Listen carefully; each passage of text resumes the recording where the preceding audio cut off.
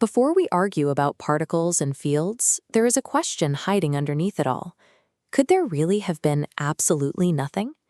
When we try to picture true emptiness, our minds usually oblige with a quiet, dark void. We imagine a black room or an empty stage waiting for the Big Bang to strike the lights. But a dark room still has walls and geometry. An empty vacuum still follows physical rules and allows for trajectories. To have an empty space, you need the space itself. Even the bleakest, barest picture we can conjure is already packed with structure. It is not an absence. It is just a quieter, scaled-back version of something. Absolute nothingness is much stricter. It means no matter, no fields, no space, no time, and no possibilities waiting off stage. The moment we even try to state this idea, the concept collapses. To say there might have been nothing requires a logical framework, a domain of alternatives where we can weigh options against each other. The laws of logic, like identity and non-contradiction, uphold all of empirical science. Without them, equations would yield random results, and the physical hardware of modern computing would cease to function. We couldn't even test for the absence of reality. Gathering evidence requires a detector to click, a trace to be left, or a mind to record data. Absolute nothingness deletes the very tools required to verify it. The no-world option breaks down the harder we look at it. Because true non-existence is a logical paradox, reality is not a lucky accident. Existence is the inescapable, permanent default. Once we accept that some reality must exist, a natural question follows. What caused it to begin? In everyday life, causality is simple. One event brings about another. A match lights a candle. A supernova seeds a nebula. These actions take place inside an ongoing story. Assigning a cause to reality creates a trap. For any source to initiate an action, it must already be real. The moment you point to a cause, it belongs to existence. There is no outside space for a trigger to occupy. Existence encompasses the entire domain. Without a wider backdrop to act as a master switch, reality is completely self-contained and inherently uncaused. This logical necessity translates directly into observed physics, specifically through the first law of thermodynamics.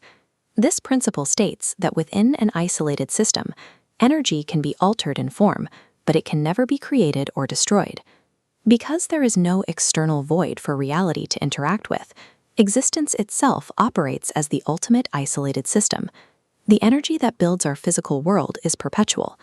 If the building blocks of the universe cannot be authored or deleted, the framework holding them must follow the exact same rule. The cosmos was never switched on, and it cannot be switched off. It is a perpetual engine that has always been running. If the universe is eternal, we have to ask what kind of eternity we live in. Is reality a motionless block of space-time where all history is already written? There is an alternative view, called process monism or Changism. This stance argues that reality is driven by ongoing action and processes rather than static objects. Think about how we gather evidence. A perfectly still universe could never leave a trace. Forming a fossil, making a memory, or triggering a sensor all require physical interaction and continuous change. We often treat time as an invisible dimension we travel through, but our instruments do not measure a physical substance called time. Even the atomic clocks on GPS satellites merely count the regular cycles of physical processes and compare them against one another. Time is simply the ledger we use to keep track of these interactions. The active physical changes are the true bedrock of reality. This requires us to rethink the present. Now is not a thin slice migrating along a timeline. It is the active locus where the physical world is currently interacting with itself. What we call the past is the collection of physical records and traces that persist right now, and the future is simply the physical disposition of the system, the tensions and constraints shaping what can happen next. Reality is not a silent archive we passively wander through. It is an ongoing performance constantly doing the work of becoming. You are not a traveler moving forward through a dimension called time. You are an active participant within an uncaused, eternal, and ceaselessly changing universe.